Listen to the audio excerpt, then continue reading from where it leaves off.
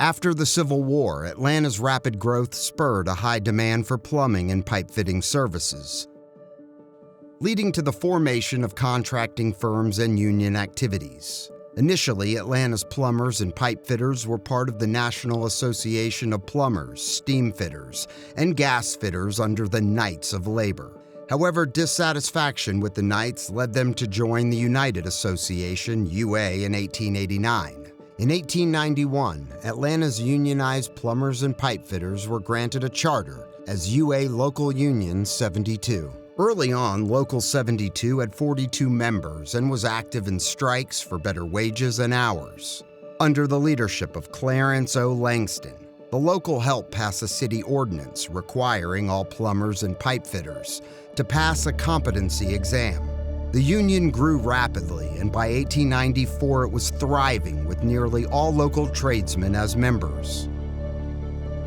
By 1914, under John M. Ryan's leadership, Local 72 had grown to 80 members and maintained strict standards for admission, fostering a cooperative relationship with employers. "It is gratifying to see the progress we've made in Atlanta," Brother Ryan said. "We are absolutely refusing to take anyone into the local unless they can qualify before our examining board. This course is meeting with approval of the employers, and there is already a get-together spirit prevailing." 1920s to 1950s. 1922 saw Local 72 have full employment, but the local did not have written agreement with most of its contractors. Local 72 was grappling with a growing anti-union, pro-open shop spirit among employers. After the great stock market crash of 1929 brought on the Great Depression, UA members, along with the rest of the country, fell on hard times. "Construction all but stopped," chronicled the UA history journals. The economies of both the US and Canada spiraled ever downward until unemployment reached extremely high numbers, and workers began to give up altogether. According to the 1930 census, only 48% of the city's workforce was gainfully employed at the time. These were lean times for the UA, and no UA conventions were held from 1928 to 1938. FDR's New Deal legislation put many UA members back to work in the early 30s, building schools, public buildings, and housing projects. But it wasn't until the US entered World War II that Georgia finally shed the lingering effects from the Great Depression. By the time the war ended in 1945, UA 72 had grown to over 300 members and were working on iconic projects such as the Ford plant in Hapeville and the GM plant in Doraville. At the time, most Local 72 journeymen were making a $2 per hour scale, with wages rising 20% to $2.50 by 1948, and eventually $2.75 by 1951. 1950s to 1970s. By 53, under a new agreement, the wage scale had increased to $2.90 and $5.80 for overtime, while employers contributed 7.5 cents per hour to Local 72's new health and welfare fund. By 1956, Local 72 negotiated a 25-cent contribution to a new piping industry program that provided funds for the welfare fund, the pension fund, and the education fund for training 72 members. Work was steady, sustained by landmark projects like the Yates Power Plant in Noonan. In 1961, Local 72 leadership called upon the NLRB to take action against the Associated General Contractors for a lockout that suspended opportunity for hundreds of Local 72 members.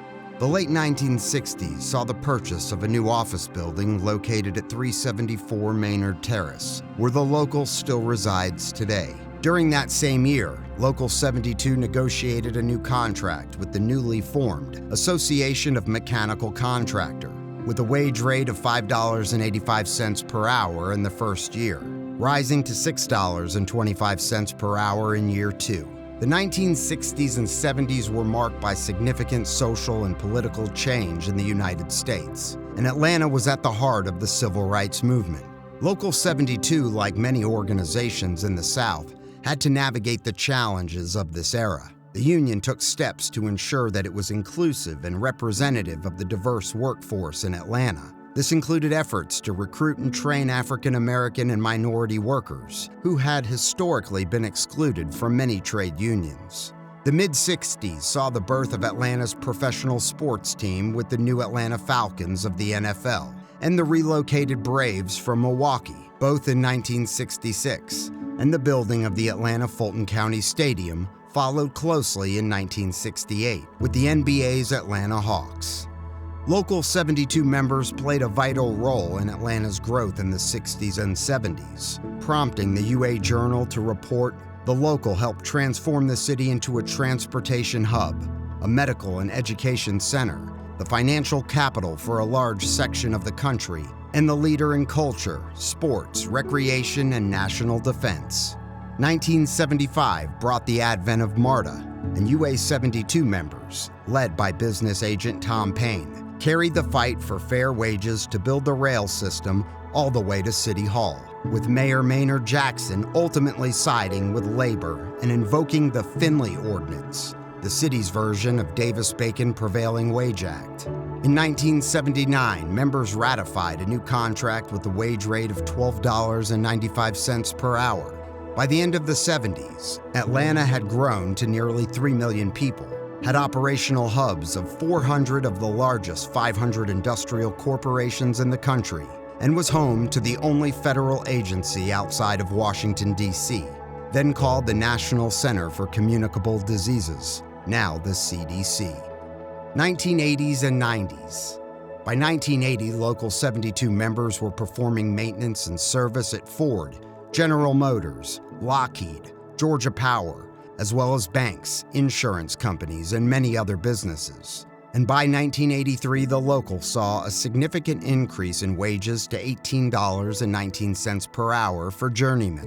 In 1989, UA members, along with 2,000 members from other crafts, marched on the Capitol to protest the new Georgia Dome being built by non-union. The efforts paid off, and the facility was ultimately built with union labor. Throughout the 80s and 90s, UA 72 members helped build some of the most iconic buildings in the city, including the King and Queen buildings on 400, Centennial Olympic Stadium for the 1996 Olympic Games, the subsequent retrofitting to Turner Field, and the new home for the Atlanta Hawks and Atlanta Dream, the Phillips Arena in 1999. Everything was booming. It was thriving. It was feast or famine, it seemed like. And we were feasting. We had work all over town. World Congress Center. The Martin Luther King Middle School up here off of Hill Street, it's still there. And we've been down at the Georgia Dome, Coca-Cola, Underground, basically New Dome, Old Dome, Braves Stadium, Capitol downtown. Basically a lot of facilities that were downtown. Mercedes-Benz. I worked out at Mercedes-Benz when it was being built. Choa Hospital. Yep.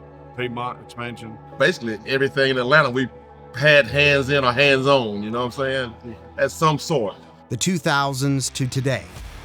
The last 2+ decades have seen UA 72 grow to over 3,500 members who've helped construct the renowned facilities that draw millions of people to Atlanta, including the World of Coca-Cola, the Georgia Aquarium, Wellstar Health Systems, Emory University Hospital, Porsche North America, Mercedes-Benz North American Headquarters, multiple data centers, Truist Park, Mercedes-Benz Stadium, University of Georgia, Georgia Tech, Children's Healthcare of Atlanta, and multiple renovations to the world's busiest airport, Hartsfield-Jackson International Airport.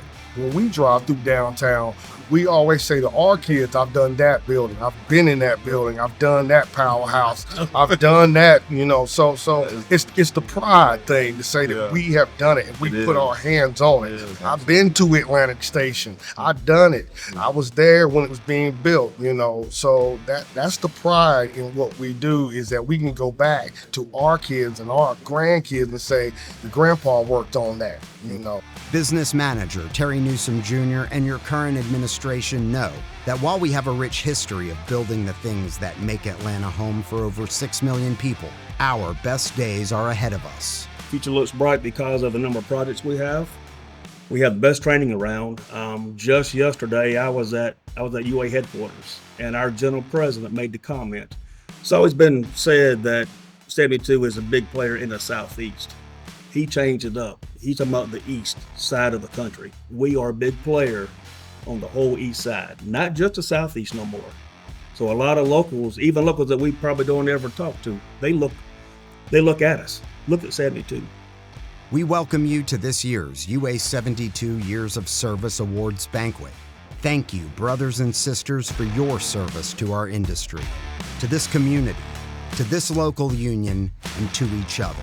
Have a wonderful night.